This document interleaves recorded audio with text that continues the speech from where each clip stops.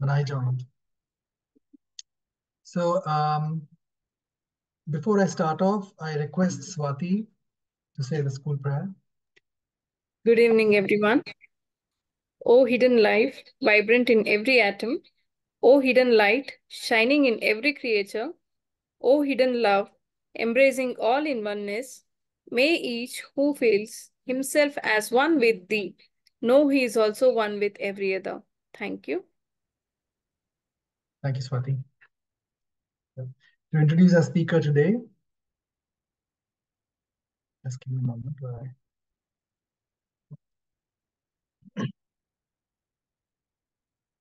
Our speaker today is Sarmistha Mazumder ji. I hope I got the pronunciation right. Yes. Sarmistha ji is an HR practitioner with over 15 years of experience and has dedicated herself to advancing emotional well-being in the Indian society since 2015. Through her venture, Mindfully Sorted, she aims to foster awareness and proactive measures for expressing and caring for thoughts and feelings. With strategic support from Mridu Das, the co-founder of Automobile Technologies, they seek to be catalysts for change in the emotional well-being space in India. Mindfully Sorted takes a holistic approach to behavioral health, addressing emotional, mental, social, and physical well-being. They preemptively tackle issues to prevent them from escalating, targeting adults from 21 to 60 in urban or semi-urban Indian or similar communities.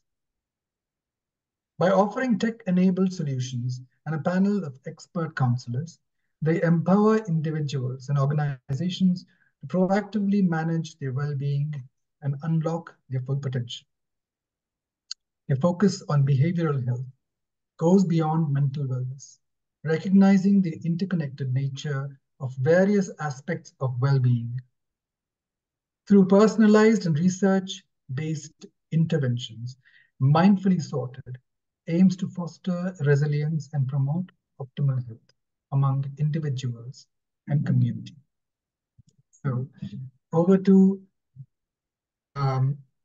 Mazumdarji for our satsang today, which is titled Mindfully Sorted. So thank you for the warm welcome.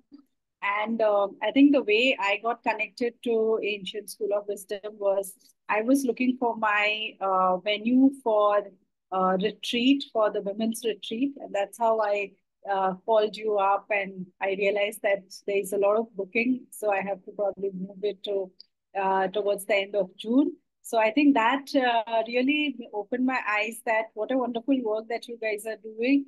That's giving a space for people who are in the city to just take a break, focus on themselves, and kind of rejuvenate and come back to the city life and to the stressful urban life.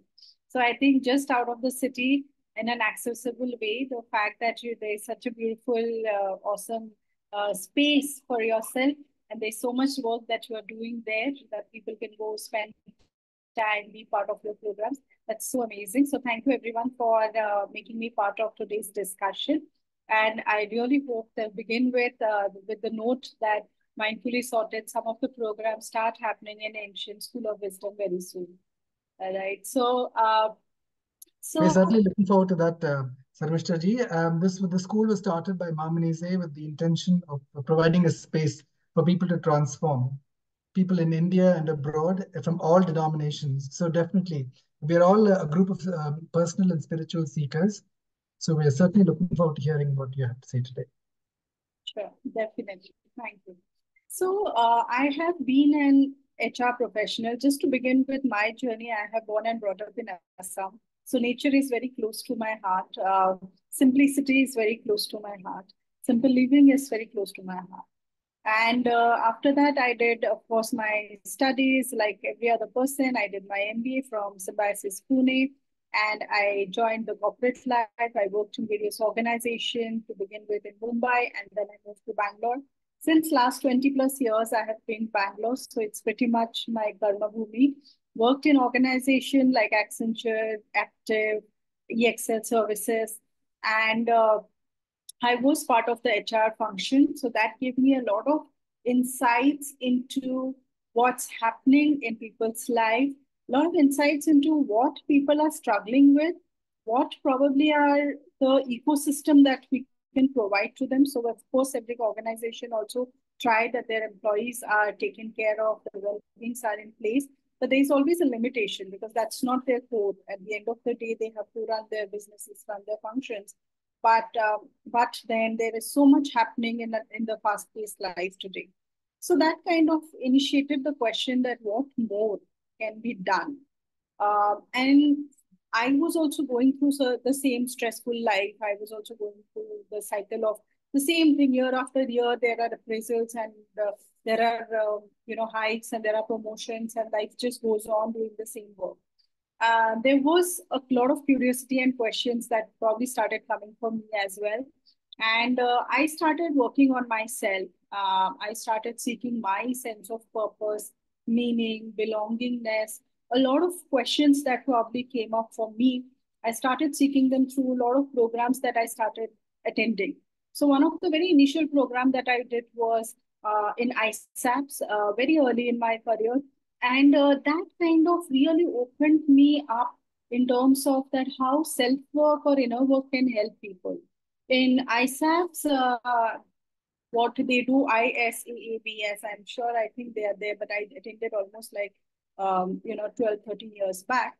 Uh, they kind of have a tea group set up. Like, you go, you're sitting in a room and you're processing your thought for almost 5 days, 6 days. And people are witnessing you and questioning you, and there are observers. So, through that process of inner work, right, process work, there's so much that came up for me without any training, without anyone preaching anything or reading a book or probably a session. It was just you yourself sitting and discovering yourself with a set of strangers. And it was so powerful. So I think that kind of opened me up to the whole world of self-work. There is so much work that we can do for ourselves, which makes us confident, which makes us feel more happier, which makes us more resilient to cope up with the challenges that life throws at us. And more importantly, it helps us to be positive. So when we talk about emotional well-being, of course, there are two parts of it. One is when you are having any genetical issues or any triggers in your life, traumas in your life, and you're getting into medical challenges. One is where life scenarios, life situations are kind of pulling you down and you're not able to come out of those situations. That's more preventive. That's more where we can work on. And mindfully sorted focus is there. So as I talk about my journey, right from ISAPS, and then I started taking a lot of these kind of programs, whether it's psychodrama, art, expressive art, counseling sessions. So I started taking my own training, and that kind of helped me being a better professional, being a better human being a better person, happy person for myself. Like I was happy with myself, is what I can say. And they were not so expensive compared to the kind of training we were doing in corporates, which used to cost us much more. But considering them, this was more impactful and this was more reasonable. And that kind of gave me a clue. So when I finally conceived after a very long time and almost had given up, and I conceived my baby, I don't know, but mindfully sorted also chose me at that time. So I kind of build up on both the ideas. One is my own baby, and one was mindfully sorted. So there was certain sense of clarity when I finally had my baby in my hand. I had this pure clarity that this is what exactly I want to do. I want to curate the space of emotional well-being specifically for women, more, because that's where I wanted to target. And I want us to see that, how these programs which are available in the industry, it's not something new. I don't have to discover anything. There's a lot of these programs and people and experts who are ready to help and available to help. How we can kind of package it or program it or design it in a way which are more consumable for be the catalyst which are more consumable for the larger audience. Then how do we spread that? So this is where my core agenda is, that how can I make people break the stigma of working on self-awareness, working on inner work, working on mental health. How can we break the stigma? Because this is required by everyone. It doesn't mean that there's something wrong with you that you're working with on yourself and working on your mental health. So how can I break that stigma and bring people closer to seeking help in whatever form that they can? Now, this is where the question started. And of course, after that, I worked for some time and then I finally quit because I was trying to balance both work and I was also not work and baby and a new venture. I was not able to do justice to any part of it. So I kind of quit my corporate job to finally give it a wholehearted attempt that, can I do it? And with that, I joined IIM Bangalore NSR Cell, which was in the incubation phase.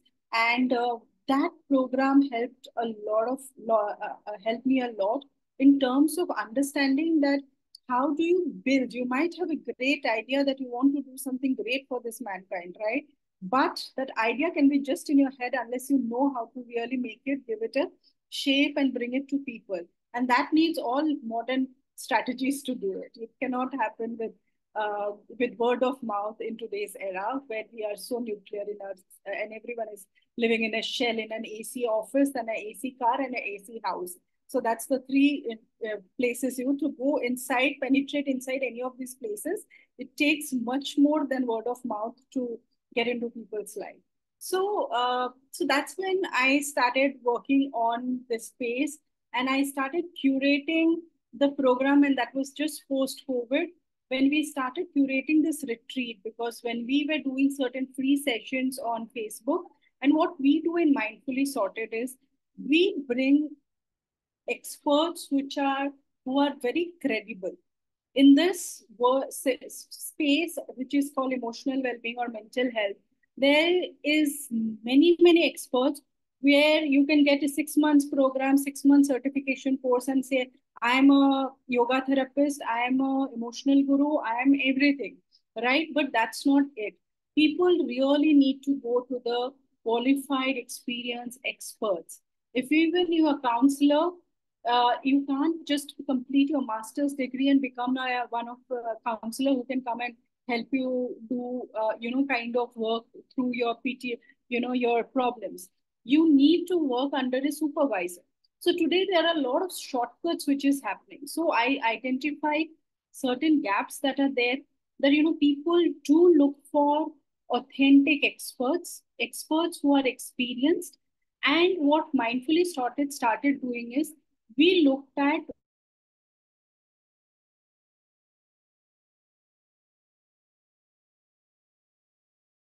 so we took help of social media largely. And now today we have our retreats. So our retreats are basically for women. These are 3-day programs, which are transformative programs. And every retreat has a theme. So today, one retreat will have, so we have retreat which works on story or narrative therapy, where we talk about through stories, we work on our life. So there are 3 parts in this retreats. The first part is be aware of yourself, right? How do you take a pause and just on the first day when Babu, chocolate leke jana hai, to chocolate leke jana. Yeah, we will take chocolate, Jasmine. So, so first part we work on is, self-work, which is our inner work, self-awareness. Then we look at, once we come to the retreat pause, look at where we are, who we are, and, look at the tree of life, basically. The second part, the second day, we look at what are things that we want to let go out of our life and what are things we want to change in our life. So that becomes the day 2 first half. And the third part is how do we make those changes? Like, fine, we worked on our things, we, decluttered our mind, we realized that what are things we want to let go, we process them and we let go them through the processes that we work with. And then we curate that what are that which are giving me the happiness, and what are those changes I want to bring in life, which will give me much happier, make me more competent, happy, content, whatever we are seeking in our life. But how do we make those changes? And that's the last part, that what are things that we need to do to make those changes? And these are things that people work on themselves. We just provide the processes. So these processes are either through our narrative therapy, which is storytelling. So we work with the group. So there's a lot of group activities that is done with stories. We work with music. So there are music therapy. So when it's music, we talk about poetry, writing music, composing, sharing, working with music as a tool for, for inner work. Then we have dance and movement. So our upcoming in Bangalore is dance and movement on 24th to 26th of May, done by Tripura Kashyap, who is a very well-known dance and movement therapist. And she and I have done almost 4 to 5 retreats so far, beautifully designed by both of us in terms of the whole process, where through dance and through movement, through rhythm, you kind of work deeply on your body. So what happens is a lot of things that are there in your cognitively in your mind, our mind forgets, but our body remembers. So through these activities and through these processes, a lot of things which are probably suppressed on your subconscious mind starts coming up in your cognitively in your mind. So dance movement, and of course art is one of the other part of it. So we do these retreats, which are very powerful 3 days program. Some of the corporates have also taken up these retreat programs for their women and also their male folks. It doesn't restrict women. We do because it's we are focused in a larger market. We are focused on women, but this program can be taken up by anyone. So in corporates, we do both for male and female. The second part that we do is we provide counseling. So we are working on the technology platform also, where we help you find your therapist. So today in this world, you don't want to call up a number and speak to someone unknown. Most of the time, you're again the whole thing of credibility, quality, trust that comes in. So what we do is we try to understand who you are, where you're coming from, what are the things that you're looking for, and help you match with a therapist who might be more aligned to your needs. And I think that matchmaking is something we are also bringing it in the form of technology, in the form of AI, as well, in generative AI also that we are working on. The third part is we do a lot of corporate programs. Again, a lot of employee awareness building, the psychological safe spaces, and of course offering them counseling services. So these are 3 things that we predominantly work on.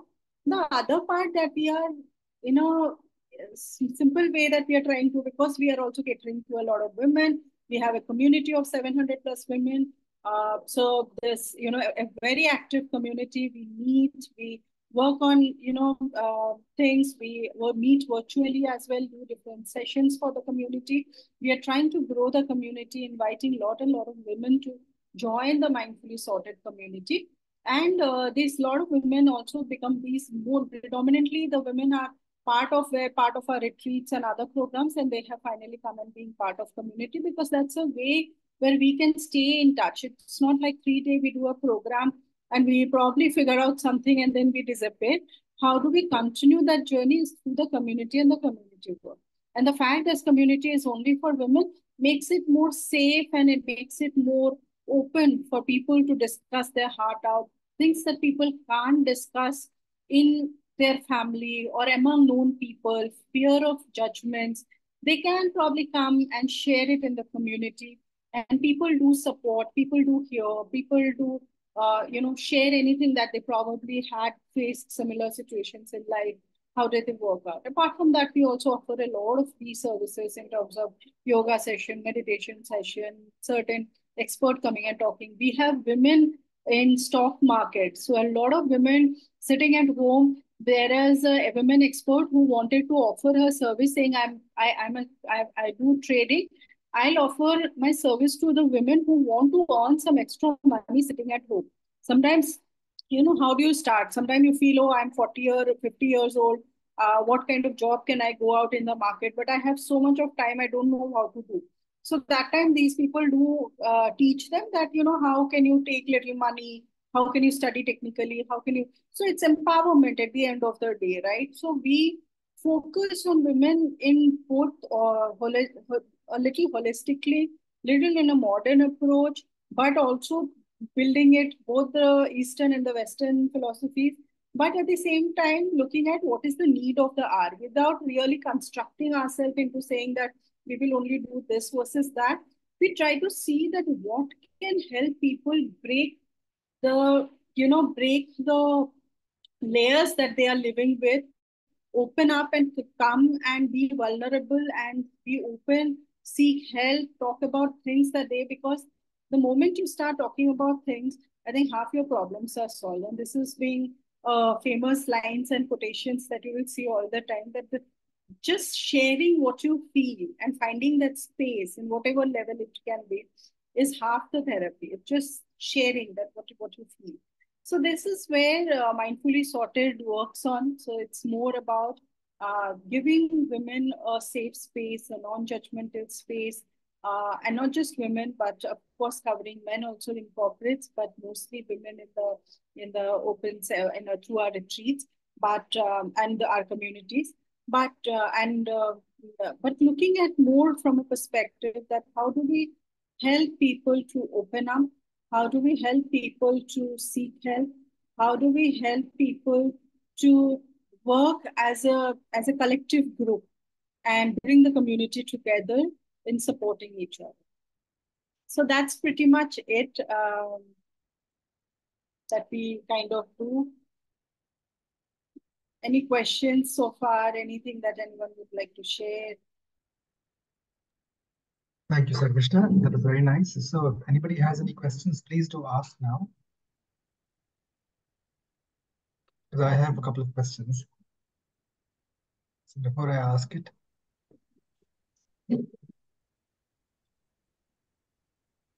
first of all, Sarmistha, I must thank you for whatever you're doing. That really is coming straight from the heart. And you've used your HR background to not just develop the HR of a company, but to really develop the human resources of a country. And that I think is crucial now. And one of my questions is actually based on an ancient wisdom. Like if you look at our Vedic wisdom, they speak about multiple koshas that we have. That it is not only this, the Western sphere, Western education talks about just the body, the mind, and the spirit dimension is normally not even addressed directly, but it perceives a human being in this limited manner. But the ancient Indian system talks about the Panchakosha system, for example. One of the many ways of looking at it is that when we are born, all our faculties are not born in one shot. Different parts of our being is develops in different cycles. Like they say, the Annamaya Kosha, your physical body develops most significantly in the first 7 years of your life. And when the tooth falls, it is your pranamaya kosha, the etheric body, that grows and so on. And from puberty onwards, your manomaya kosha, that is your mind, and so on. So if we address the development of these various faculties suitably, personality turns out to be well-rounded. And many times, because most of us are not even aware of this, and much less the education system that is inspired by the Industrial Revolution that we follow right now is not aware of this. Many of our aspects, we can say, maybe even it may even be these koshas may even be damaged, and many people wouldn't even realize that, and they would develop certain regressive, sometimes compensatory behavior patterns, which prevent them from being fully expressive and living their life to the fullest. So how do you address it in this particular manner, or how do you address supporting people to heal themselves? Right. So no, we don't address it through like I mentioned, we don't address it through these doshas or going to an Eastern philosophy, etc.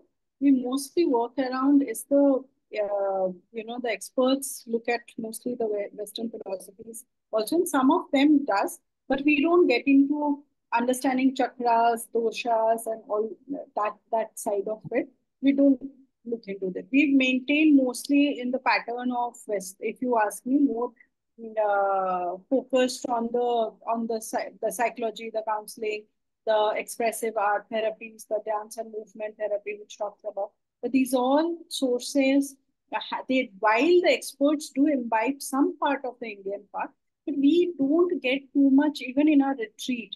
We don't get too much into diagnosing a person. Like, diagnostically, like this is your dosha, this is your this. Like how if you go to an Nari Pariksha, they will say like you have this, and then you do A, B, C to this. No. We are very in a preventive space. We give that space where you come, you are expressing yourself, you are working on yourself, and you are been provided that space where you are able to look within yourself, probably coming up with suppressed emotions, talking about things that you probably don't share, working, feeling okay about validating some of the thoughts that you have, feeling de-stressed and like letting go, as I mentioned, feeling. So these are some of the working on boundaries. So a lot of these areas we don't get into. Okay, into those into any diagnostic tool in a retreat format, because that is in 3 days, neither opening up and diagnostic is possible, neither closing and healing is possible in 3 days. That is, it's more bringing people to a level where they feel I need to do something about myself. There are ways I can work on myself, and these are probably channels in which I can work. And then, of course, the world is an opportunity. So people definitely pick up and do things that they want to, right? But you know, the reality of the world is that 98% people do not know how to even work on themselves, or even hesitant of working on themselves. The whole idea that I have to go and introspect myself itself is so edgy for most people to step back, right? It's So like that a many people would even consider it a taboo sometimes to talk about these details unless they really trust somebody. But how do you manage to get people to come to you if this is a very unspoken area? How would you even get people to a place where they realize that they have to work on themselves? Because all of us, to some extent or other, we there are many areas that we can work on to heal, or at least to round off ourselves to become a better person. So how do you identify these kind of people? so people do come looking at our promotions and ads that we run in social media platforms, community, word of mouth. A lot of people come for a retreat every 6 months, like, they feel like, I need to take that break for myself. There's something I'm working on, and this is a space I can go peacefully and work on myself, right? Find certain answers that I'm looking for and work on that processes. So, right. So that's how people do come to us. Again, it's not an easy process for getting participation, etc.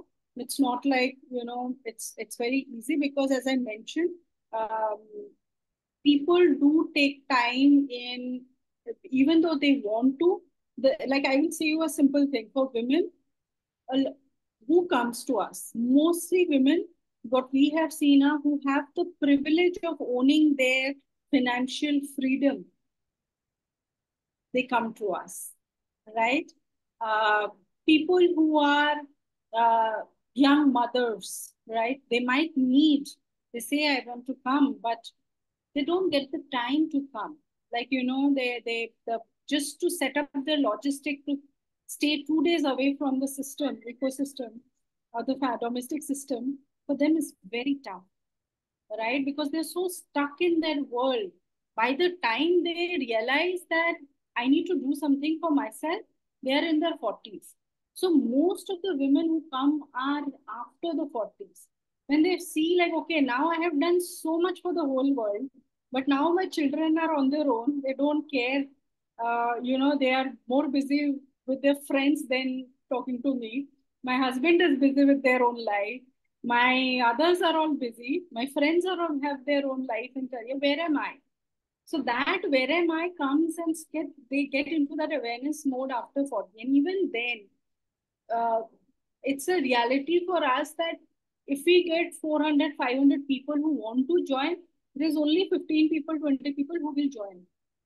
That's the data, right? So there are interest of this 400 people who are want to join, but not that 400 people are, and we have a long list. Every time we have do a retreat, it's a struggle to for us to promote, do marketing, call up so many people, get people, right? So it's not a it's not a very it's a very wide space where we are trying to consistently build that circle. But having said that, it's a very tough thing to proposition to showcase that why you need to be here.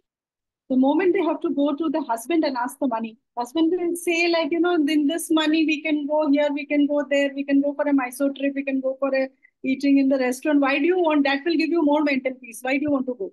Now you to justify, this is so untangible thing to justify why is not so easy to people unless they experience what they want to. So yeah, it's not a easy job at all. Yes, we have done 21 retreats, 400 plus women have been part. We have been very fortunate to have that. But trust me, every retreat is a struggle, and both financially, both from a sales perspective to bring people, to convince people and turn it around. But the leads are huge. The number of people who want to come is huge. The number of people actually come is not even 10%. So they just come to detoxify in one sitting, is it? Or at least learn the ropes of how to detoxify. Rather than, is it a continuous process where after they go back, there is a support structure which Yes. helps them to grow, takes them forward? Yes, yes. So there are certain things like, for example, in music therapy or any process that we do, we give them certain practices that they can go back and they can do.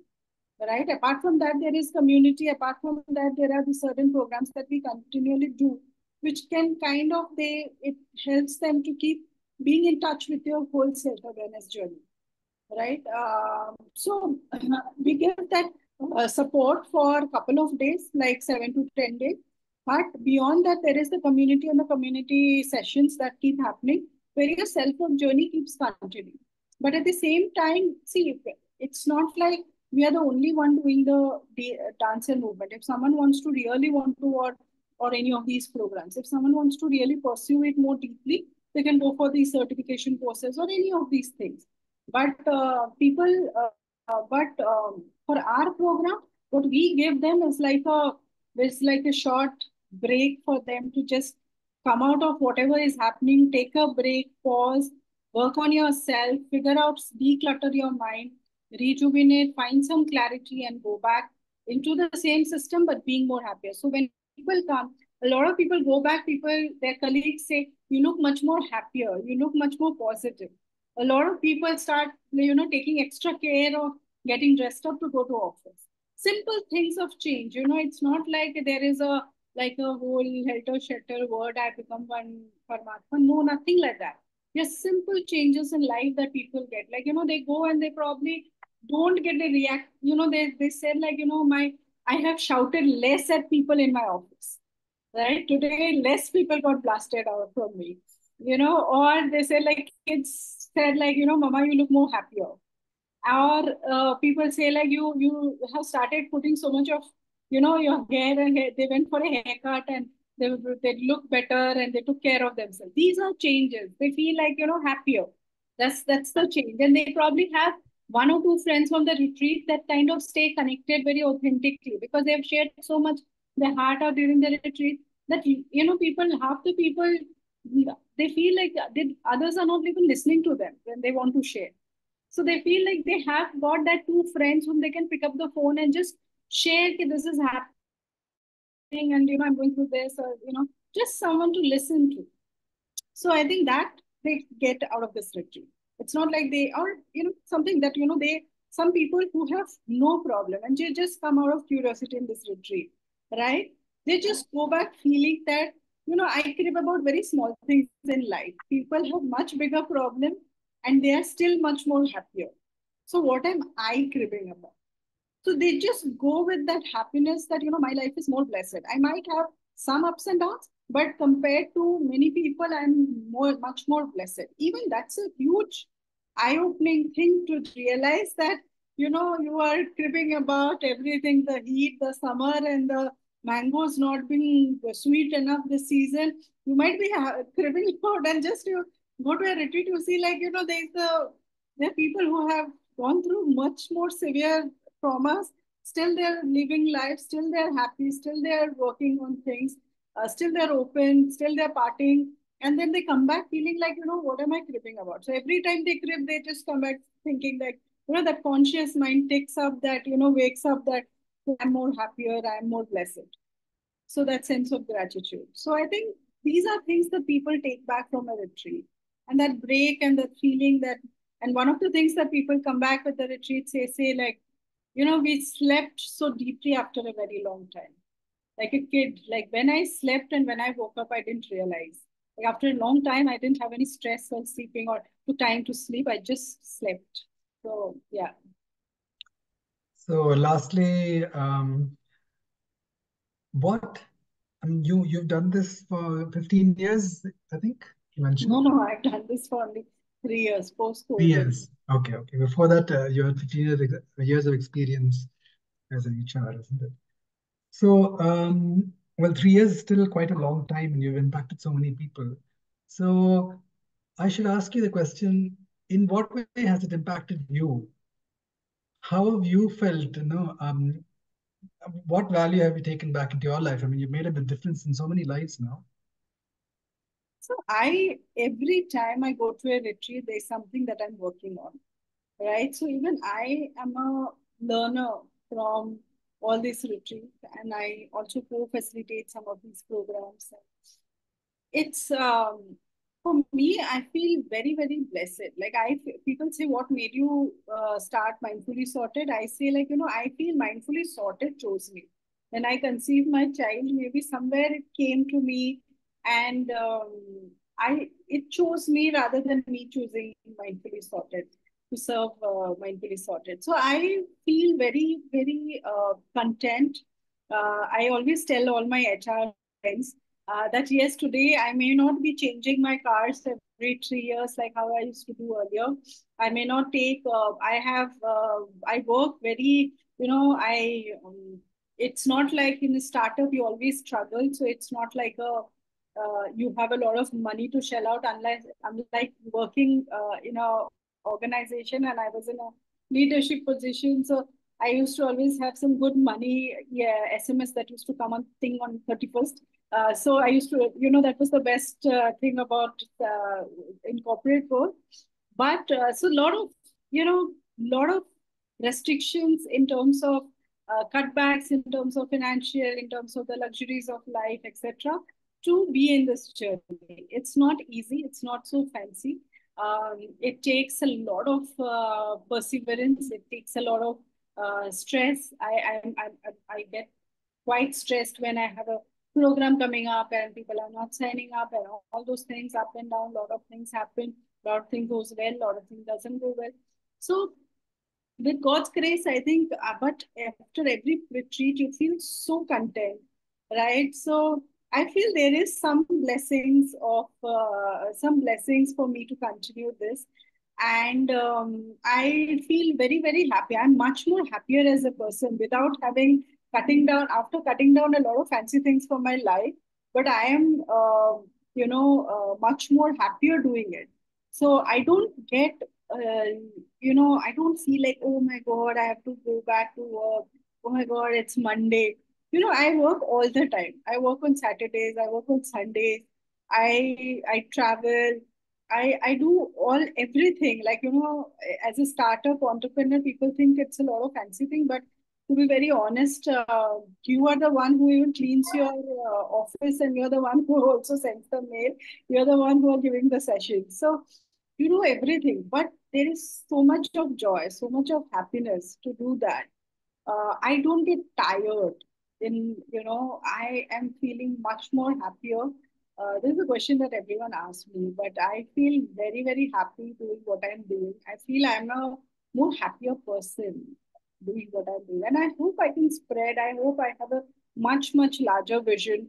So I hope I can spread, I can grow, I can be in a space where, to be honest, I feel people should, I always, mental health is a space. When we started, there were mentors who asked me that why don't you make it an NGO or a social, organization. And I'm telling it to you because I know you guys run a social organization, right? That's a social organization. So there was a lot of question of why didn't you make it a social organization? Because mental health comes under, a lot of these comes under a social organization. So I said, no, I want people to value and I want people to pay. I want paid customers, right? Because unless I do something, which is people are valuing phone and paying lakhs of money to buy a phone, right? To change your hair color, women are spending 30,000 in one sitting, right? Why can't they pay 20,000 and come for a 3 day full workshop with full meals, right? What? Then, if I am not making that value and that impact on people's life, then I will shut my shop. It doesn't make sense for me. I will go back to work and earn my money and spend my money. That means I'm doing something which people don't value. So I will take it as a challenge to make it profitable and make it where people value by paying it, because there is a value in their life that we are getting. I don't want to offer it for free while taking money from XYZ. So I think this is a tough stance to work on, but I'm trying to work on this. And it is giving me immense happiness to think that people are valuing. Corporates who have been my clients are signing again the contract and they're again working with me. In spite of having so many companies trying to give it, like insurance company, others giving them free services of many things, but they see the value that mindfully sorted brings in transforming certain cultures. So that's the reason that I really look forward that, it's a kick, it's a kick, it's a joy, but yeah, Nice. very Very nice. I mean, I pray that whatever your, the efforts that you put into uplift others' lives really bears fruit, because you never know in what way you can impact another person through these programs. So, if anybody else has any other questions, please do ask now. Yeah, someone said it's raining. It's not Yes. raining, but it is, yeah. Yes, it is raining here. In fact, when the satsang started, we had the first thunder. It was really loud, and we had quite a decent heavy rain actually here Yeah, in it's Bangalore. not raining near Belandur at least, but it's, yeah, I can hear the thunderstorm. Yeah. So after I think It more than forgot one. the, like the meme of which was going ahead. It is the dosa mein oil and the dosa, and after that the dosa was made. I think there was a, I don't know if people have seen that on Instagram, that one day it started drizzling and everyone, the entire Bangalore became so happy and all the WhatsApp had the photos and people say, abhi to dosa mein tel dala hai, dosa banana baki hai. I do hope that these rains herald more rains. It rained for about 15-20 minutes quite heavily. The wind was blowing really hard, but we are really grateful that the rain gods have been kind. It's been more than 150 days, I think. Anyway, so yes, thank you, Shivananji. That was something that happened just now, and it was a great thing actually. After a very long time, I was praying for it. Right. So if we don't have any more questions for Sarmishta ji, is it Sarmistha or Tha? Sharmishta.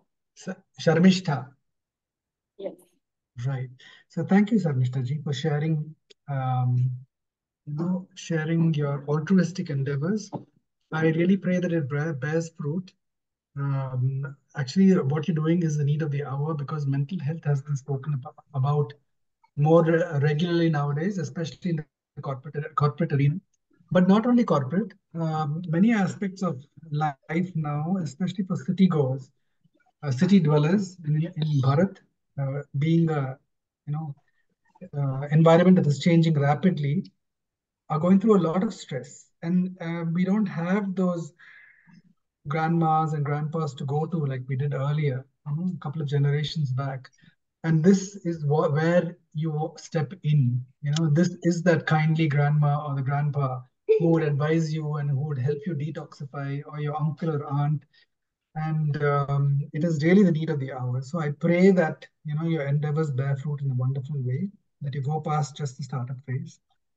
I wish you all the very best, and thank you so much for sharing your endeavor with us. I think it has also uplifted us because it kind of indicates to us that we need to do something also to give back to society, and each and every one of us can do it, even if it's in a small way. So that is something that I think it's important for all of us to keep in mind. That is a message that I took away from your share. So thank you so much for being here. And yes, of course, I mean, it'll be lovely to have you doing the workshop at the school. As I mentioned, this is a space that Mamanize had created for the transformation of people, for the personal and spiritual transformation of people. And your endeavors are a part of that. Prabhakarji, I think your mic is on. Right. Sure. So Sure. Thank you. Thank you everyone for having me here, and I look forward to do some program in your space as well. most welcome. So on that note, we shall bring the satsang to a close with the Loka Samastha. Please sit straight with your back, neck, and head aligned. And remember, think of your loved ones or people in your community who might require prayers, because group prayers does make a difference.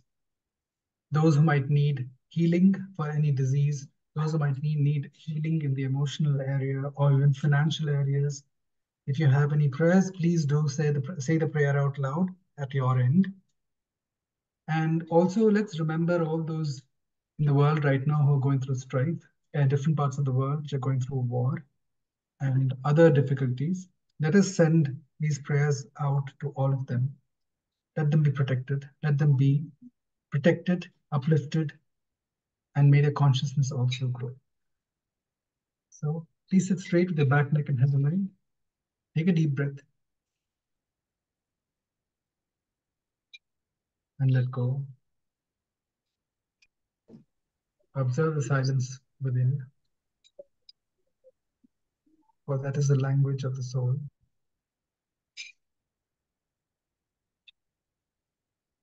Loka samasta sukhino bhavantu. Loka samasta sukhino bhavantu. Loka samasta sukhino bhavantu.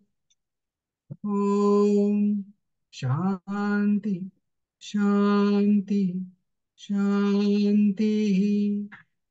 Om Tat Sat Brahmarpanamastu.